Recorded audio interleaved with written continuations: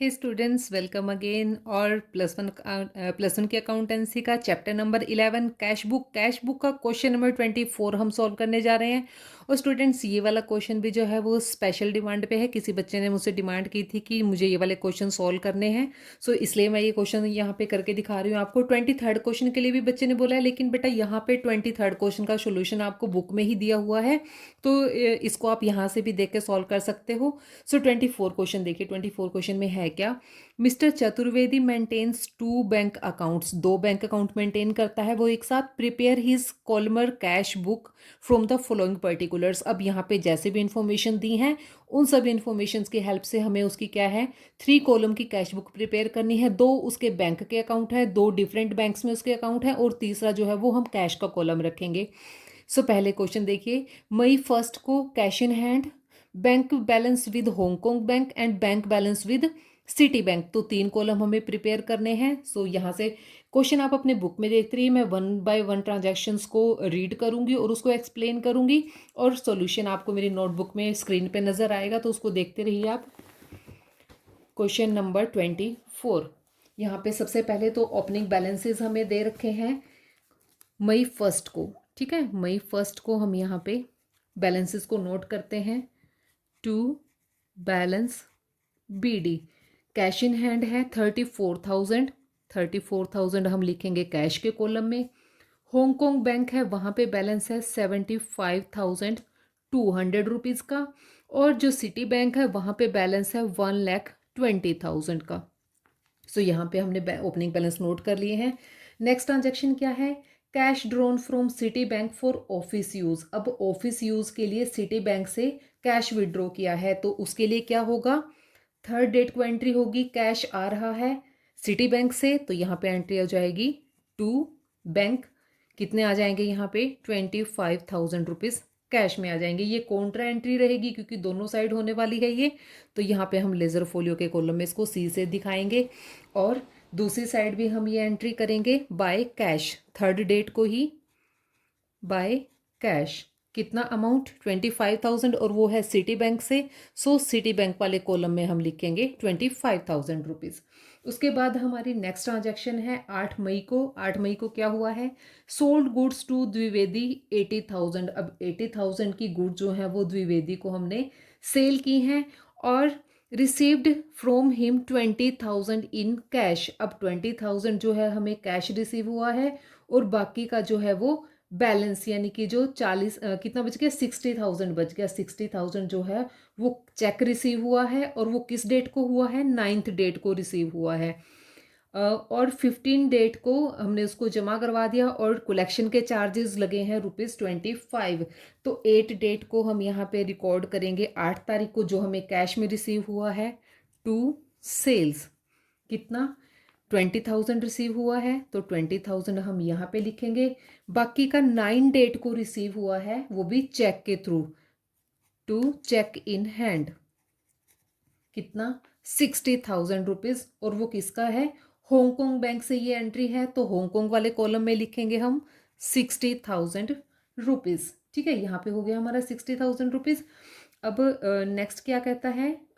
And debited 25 rupees as collection charges. 25 रुपये जो है वो बैंक ने हमसे कलेक्शन चार्जेस काट लिए हैं, तो उससे हमारा बैंक अकाउंट हो गया है डेबिट, सॉरी क्रेडिट। तो हम यहाँ पे क्या लिखेंगे? इस साइड करेंगे। जब बैंक में से जब पैसे कटते हैं हमारे बैंक चार्जेस होने से, तो किस डेट को है? 15 डेट को। हांगकांग वाले कॉलम में हम लिखेंगे यहाँ पे bank charges, bye bank charges. Hong Kong वाले कॉलम में ₹25 का 25 के बैंक चार्जेस उन्होंने कलेक्ट काट लिए हैं हमारे खाते में से। और उसके बाद देखिए 15 डेट के बाद मई 12 डेट की एंट्री इसके बाद दी हुई है। Purchase goods for ₹40,000 at 20% trade discount. अब देखिए इसको हमें यहाँ पे अलग से इसके लिए कैलकुलेशन करनी पड़ेगी। हमने क्या किया है? 40,000 की गुड्स परचेज करी हैं। इसका यहाँ पे आपको सोल्यूशन दिखाती हूँ। 40,000 की गुड परचेज करी हैं, और किस पे? 20% जो है यहाँ पे ट्रेड डिस्काउंट हुआ है, तो डिस्काउंट कितना हो जाएगा? 8,000 का हो जाएगा। तो एक्चुअल में जो अमाउंट कितनी आएगी? 32,000 आएगी। कितना? 32,000। अब इस पे क्या है? 25% जो है वो कैश में हुई है, 25% of amount paid in cash. अब इसका 25% निकाल लेंगे जो हमने कैश में पेमेंट किया है। 25 कितना आ जाएगा, 8,000 रुपीज़। 8,000 जो है वो कैश में हुआ है और बाकी बचा कितना, 32,000 माइनस 8,000, सो 24,000 बच गया। तो इसके लिए अब हम क्या एंट्री करेंगे, बाय परचेजेस, 12 डेट को बाय परचेजेस, 8,000 कैश में और 24,000 जो है वो सिटी बैंक से पेमेंट हुआ है। ठीक है, जो कैश में पेमेंट कर दिया कैश के कॉलम में, और जो हम सिटी बैंक के थ्रू पेमेंट कर रहे हैं 24,000 वो हम सिटी बैंक वाले कॉलम में लिखेंगे। तो ये थी एंट्री हमारी 12 डेट की। अब देखिए 20 मई को क्या हुआ है, paid wages and salary 36,000 and 4,000। So 20 date को अब हम पे कर रहे हैं wages, by wages, and same date को बाय सैलरी। कितना कितना, वेजेस के लिए 36,000 और 4,000 जो है वो सैलरी के लिए, 36,000 एंड 4,000। ठीक है, यहाँ पे हमने अमाउंट को नोट डाउन कर लिया। इसके बाद की क्या एंट्री है, मई 22 को a cheque of 50,000 is drawn on City Bank and it is deposited into Hong Kong bank.